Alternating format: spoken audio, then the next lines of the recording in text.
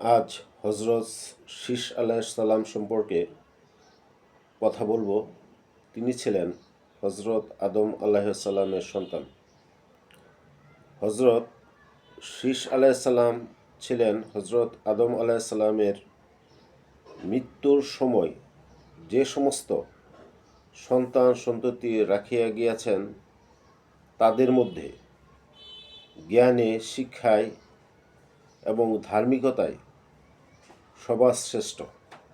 শীস আলাইসাল্লামকে আদম আলাইসাল্লাম নিজের স্থলাভিষিক্ত করিয়া যান এবং তার আওলাদ দিওকে বলিয়া যান তাহারা যেন সকলেই হজরত শীস আলাইসাল্লামের আদেশ মানিয়া চলে। ওনার নাম এবং যদি আমরা জন্মের রহস্য দিকে লক্ষ্য করি তাহলে দেখব হজরত আদম আলাইসাল্লামের প্রিয় পুত্র হাবিলকে যখন কাবিল হত্যা করল, তখন আদম আলাইসাল্লাম ও বিবি হাওয়া দীর্ঘকাল শোকাচ্ছন্ন ছিলেন। এরপর তাদের কুল আলো করে যে সন্তান আসে তার নাম রাখা হয় শীস। হিব্রু বা সুরিয়ানি ভাষায় শীস শব্দের অর্থ হচ্ছে আল্লাহর দান। তার জন্মের পর আদম আলাইসাল্লাম অনুভব করেছিলেন যে আল্লাহ তাকে হাবিলের পরিবর্তে এক যোগ্য উত্তরসূরি দান করেছেন। এই উত্তরসূরি যেন ঘোষণা করল, মানব জাতির ইতিহাসে সুখ কখনো শেষ কথা নয়। আল্লাহর রহমত সর্বদা নতুন আশার দুয়ার খুলে দেয়। শুরুতে একটি গুরুত্বপূর্ণ বিষয় স্পষ্ট করা প্রয়োজন। পবিত্র কুরআন মজিদে হজরত শীস আলাইসাল্লামের নাম বা তার বিস্তারিত কাহিনী বা বর্ণনা সরাসরি বর্ণিত হয়নি, বা আমি বিস্তারিত ঘটনা পাইনি। তবে নির্ভরযোগ্য হাদিস গ্রন্থ এবং প্রখ্যাত যারা তফসির করেন তাদের থেকে এবং আমাদের প্রচলিত যে কিসাসুল আম্বিয়া সাহিত্যে তার জীবন, নবুয়ত এবং মহান উত্তরাধিকার সম্পর্কে অত্যন্ত গুরুত্বপূর্ণ বর্ণনা পাওয়া যায়। ওনার জন্মটা হাবিল শাহাদাতের পর যখন আদম অত্যন্ত বিষণ্ণ ছিলেন, তখন তার 120 বা মতান্তরে 130 এরকম বয়সে শীস আলাইসাল্লাম জন্মগ্রহণ করেন।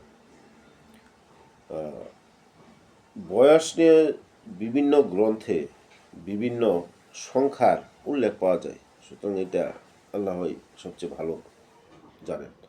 সাধারণত মা হাওয়ার গর্ভে প্রতিবার যমজ সন্তান অর্থাৎ এক ছেলে ও এক মেয়ে এভাবে জন্ম নিত, কিন্তু শীস আলাইসাল্লাম একমাত্র এককভাবেই জন্মগ্রহণ করেছিলেন।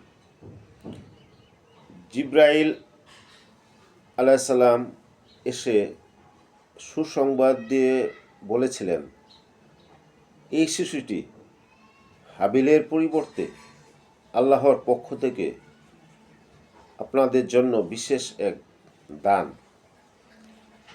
শীস আলাইসাল্লাম ছিলেন অসম্ভব সুন্দর, যেগুলি বর্ণনাতে পাওয়া যায়, অত্যন্ত ধৈর্যশীল এবং জন্মগতভাবেই তাকওয়ার গুণে গুণান্বিত ছিলেন। শীস আলাইসাল্লাম শুধুমাত্র একজন যোগ্য সন্তানই ছিলেন না, বরং তিনি ছিলেন একজন মহান নবী। রাসূল সাল্লাল্লাহু আলাইহি সাল্লামের যে হাদিস অনুযায়ী আল্লাহ তাআলা তার উপর 50টি সহিফা বা বলা যায় আসমানি পুস্তিকা বা সহিফা নাজিল করেছিলেন। এটা আমরা বিভিন্ন গ্রন্থ থেকে পাই। এই সহিফাগুলোতে তাওহীদের শিক্ষা, ইবাদতের নিয়ম এবং মানুষের উন্নত জীবনযাপনের বিধান ছিল এইগুলিতে। আদম, এরপর তিনি ছিলেন নবুয়তের ধারক এবং বাহক। আদম আলাইসাল্লাম তার মৃত্যুর পূর্বেই শীষ আলাইসাল্লামকে তার স্থলাভিষিক্ত নিযুক্ত করেছিলেন।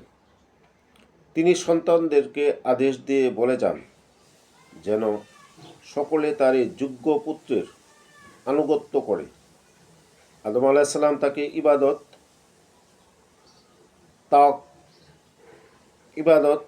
তাকওয়া এবং সমাজ পরিচালনার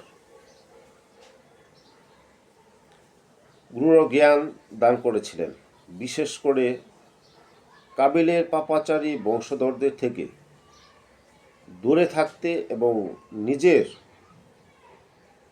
কওমকে একত্ববাদের উপর প্রতিষ্ঠিত রাখতে তিনি কঠোর নির্দেশ দিয়েছিলেন। শীষ আলাইসাল্লামের পরবর্তী বংশধরদের ইতিহাস একটি বড় মোড় আসে।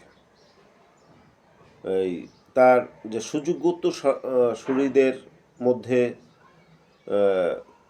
আমরা বিভিন্ন ইতিহাস গ্রন্থ থেকে পাই যে নশ, পলবতান, মেহলান ছিলেন তাদের মধ্যে উল্লেখযোগ্য। মেহলান ছিলেন অত্যন্ত সম্মানিত এবং সুপুরুষ। বর্ণনায় পাওয়া যায় মেহলানের মৃত্যুর পর ইবলিস মানুষের মনে কুমন্ত্রণা দিয়ে তার অবিকল মূর্তি তৈরি করার জন্য মানুষকে প্ররোচিত করেছিল। প্রথম দিকে এটি স্মারক হিসাবে থাকলেও কয়েক প্রজন্ম পর মানুষ ইবলিসের ফাঁদে পড়ে সেই মূর্তির পূজা শুরু করেছিল বা প্রচলন করেছিল। এরকম বিভিন্ন ইতিহাস গ্রন্থ থেকে আমরা দেখতে পারি। এভাবেই পৃথিবীতে প্রথম শিরক ও মূর্তি পূজার সূচনা ঘটে। শীষ আলাইসাল্লাম 912 বছর এই পৃথিবীতে সত্যের দাওয়াত নিয়ে মানুষের দ্বার প্রান্তে গেছেন, বিভিন্ন প্রান্তে দাওয়াত দিয়েছেন পৃথিবীর। জীবনের শেষ প্রান্তে তিনি তার পুত্র নশ বা মতান্তরে উনুসকে নেতৃত্বের দায়িত্ব বুঝিয়ে দিয়ে যান। মক্কার জাবালে আবু কুবাইস যে পাহাড়, তার পবিত্র কবর ওইখানে অবস্থিত বলে ঐতিহাসিক বর্ণনায় আমরা পাই। হজরত শীষ আলাইসাল্লাম এর জীবনে আমাদের জন্য এক অবিস্মরণীয় শিক্ষা। শোকাতুর হৃদয়ে তিনি ছিলেন এক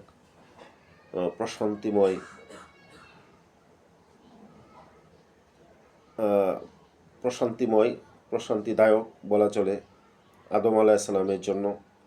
আদম আলাইসাল্লাম থেকে শুরু হওয়া যে তৌহিদের সেই তৌহিদের বাণী শক্ত হাতে ধরে রেখেছিলেন তিনি। পরবর্তী প্রজন্মের কাছে তিনি পৌঁছে দিয়েছিলেন। যদিও কোরআনে তার নাম নেই, কিন্তু তার শিক্ষা আজও আমাদের হৃদয়ে স্পন্দিত হয়। তারই বংশধারায় এসেছে অন্যান্য নবী, যেমন ইদ্রিস, নূহ থেকে শুরু করে সর্বশেষ নবী হজরত মুহাম্মদ সাল্লাল্লাহু আলাইহি ওয়াসাল্লাম। তিনি আমাদের শিখে গিয়েছেন শয়তানের ষড়যন্ত্র হতে বা ষড়যন্ত্র যত গভীরই হোক না কেন, আল্লাহর পথে অটল থাকাই হলো প্রকৃত সফলতা। জ্ঞানের কোনো নির্দিষ্ট পরিসীমা নেই, অর্থাৎ জ্ঞান হলো অসীম। এক একজন এক একভাবে বর্ণনা এবং ব্যাখ্যা দেন। বিশ্বের অসীম জ্ঞান ও অসংখ্য বইও আমার সংগ্রহে নেই। যতটুকু জেনেছি ততটুকু বলার চেষ্টা করেছি। এতে যদি কোনো ভুলভ্রান্তি হয়ে থাকে, মহান আল্লাহ তাআলা আমাকে ক্ষমা করুন। জ্ঞানের মূলনীতি হচ্ছে যতটুকু জানা যায় ততটুকু পালন করা বা আমল করা, এবং ওইটুকু অন্যের দিওকে জানিয়ে দেওয়া। এই কথাগুলো বিভিন্ন হাদিস গ্রন্থ, ইতিহাস গ্রন্থ, বিভিন্ন কাসাসুল আম্বিয়া প্রভৃতি গ্রন্থ থেকে আমরা এই তথ্যগুলো পাই। শীস আলাইহিস সালাম সম্পর্কে আজ এ পর্যন্তই।